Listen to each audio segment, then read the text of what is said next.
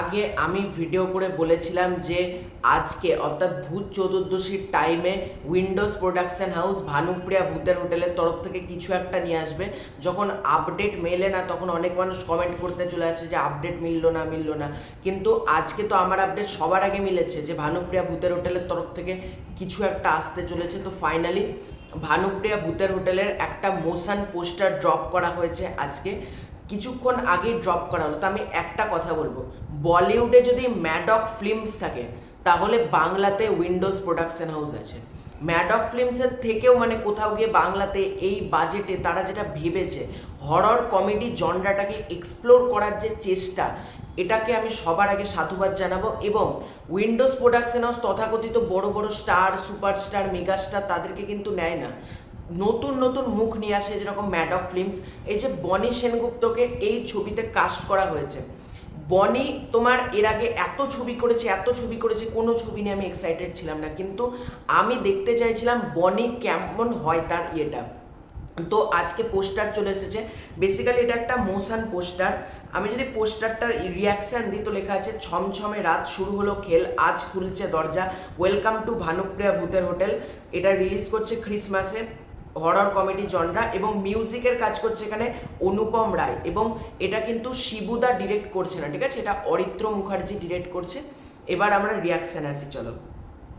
তো সবার ফার্স্টেই যে ব্যাকগ্রাউন্ড মিউজিকের কাজ দারুণ, আমি কপিরাইটের জন্য ইউজ করছি না। এই যে বাচ্চা মেয়েদের খোলা হলো, তারপর এখানে একের পর এক, এই যে কাঞ্চন মল্লিক, এখানে এই সেটা আমি চিনি, নাম মনে পড়ছে না, অনামিকা সাহা, তোমার মানসী সিনহা, এদিকে সোহম মজুমদার আর মিমি চক্রবর্তী, আর এদিকে বনি সেনগুপ্ত, দাঁড়াও এক সেকেন্ড নাম হচ্ছে স্বস্তিকা দত্ত, চারটে মোট। ও আচ্ছা, এবার বুঝতে পারলাম, মোট দুটো এখানে লাভ স্টোরি টাইপের দেখানো হবে। একটা হচ্ছে সোহম মজুমদার এবং মিমি চক্রবর্তীর মধ্যে, এবং আর একটা হচ্ছে বনি সেনগুপ্ত এবং স্বস্তিকা দত্তের মধ্যে। এবার আমি বুঝতে পারলাম ব্যাপারটা। প্রথমে যখন পোস্টারগুলো এসেছিল অতটা ভালোভাবে বুঝতে পারিনি, এবং কাঞ্চন মল্লিকের লুকটা বেশ ইন্টারেস্টিং হয়েছে। এবং ভানুপ্রিয়া ভূতের হোটেল, পরিচালনা অরিত্র মুখার্জি, চিত্রনাট্য সংলাপ জিনিয়া সেন, গোধূলি।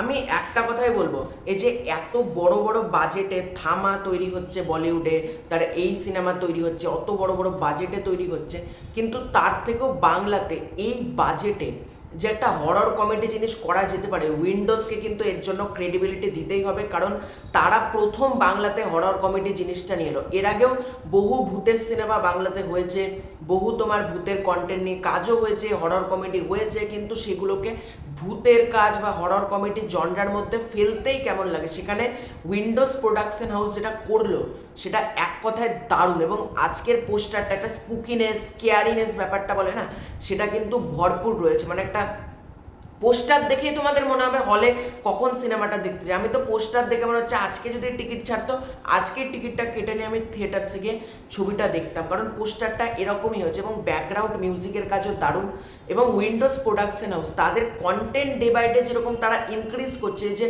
তারা নতুন নতুন জনরাতে যেভাবে নিজেদেরকে ঢোকাচ্ছে, একটা দাবারু তাদের কাছ থেকে বেরিয়েছে, তাদের কাছ থেকে একটা বহুরূপী, একটা রক্তবীজ 2, একটা রক্তবীজ বেরিয়েছে, তারপর এগুলোকে চেঞ্জ করে সম্পূর্ণ একটা হরর জনরা, একটা ভূতের ছবি, হরর কমেডি ছবি, এটা তারা এক্সপ্লোর করেছে। এবং আমি তো নিশ্চিত এই ছবিটা কনফার্ম হিট হচ্ছেই, তার একটাই কথা, কারণ এখন মানুষ হরর কমেডি জিনিসটা দেখতে পছন্দ করে, এবং উইন্ডোজ খুব ভালো সময় কিন্তু এই জনরাতে এক্সপ্লোর করলো।